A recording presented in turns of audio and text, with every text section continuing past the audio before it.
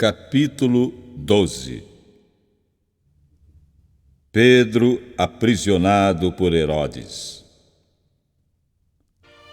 E por aquele mesmo tempo, o rei Herodes estendeu as mãos sobre alguns da igreja para os maltratar, e matou à espada Tiago, irmão de João. E vendo que isso agradara aos judeus, continuou mandando prender também a Pedro. E eram os dias dos ázimos. E havendo-o prendido, o encerrou na prisão, entregando-o a 4 quaternos de soldados para que o guardassem, querendo apresentá-lo ao povo depois da Páscoa. Pedro, pois, era guardado na prisão, mas a igreja fazia contínua oração por ele a Deus. E quando Herodes estava para o fazer comparecer, nessa mesma noite estava Pedro dormindo entre 2 soldados, ligado com 2 cadeias, e os guardas diante da porta guardavam a prisão. E eis que sobreveio o anjo do Senhor, e resplandeceu uma luz na prisão. E tocando a Pedro na ilharga, o despertou, dizendo: Levanta-te depressa. E caíram-lhe das mãos as cadeias. E disse-lhe o anjo: Cinge-te e ata as tuas alparcas. E ele assim o fez. Disse-lhe mais: Lança às costas a tua capa e segue-me. Pedro é libertado. E saindo, o seguia. E não sabia que era real o que estava sendo feito pelo anjo, mas cuidava que via alguma visão. E quando passaram a primeira e segunda guardas, chegaram à porta de ferro que dá para a cidade, a qual se lhes abriu por si mesma. E tendo saído, percorreram uma rua, e logo o anjo se apartou dele.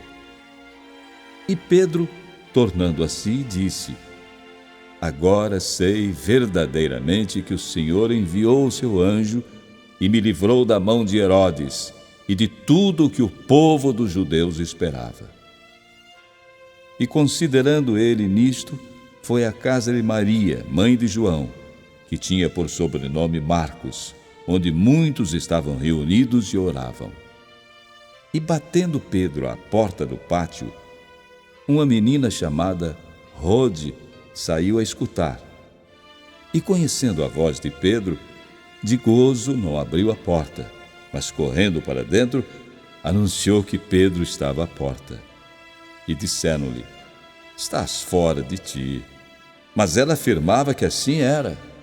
E diziam: É o seu anjo.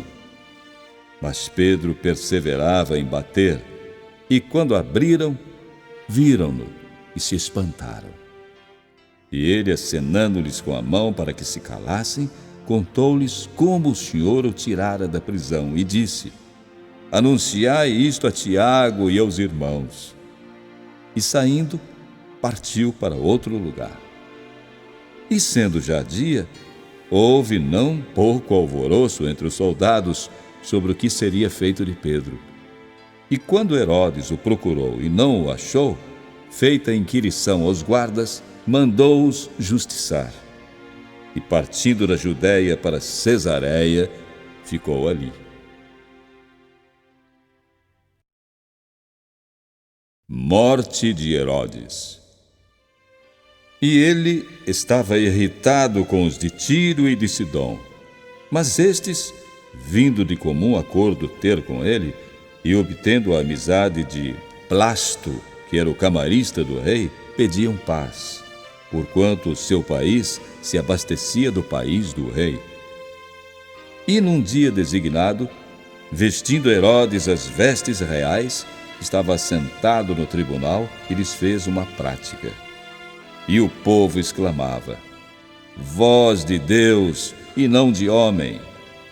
E no mesmo instante, o anjo do Senhor o feriu, porque não deu glória a Deus. E comido de bichos, expirou. E a palavra de Deus crescia e se multiplicava. E Barnabé e Saulo, havendo terminado aquele serviço, voltaram de Jerusalém, levando também consigo a João, que tinha por sobrenome Marcos.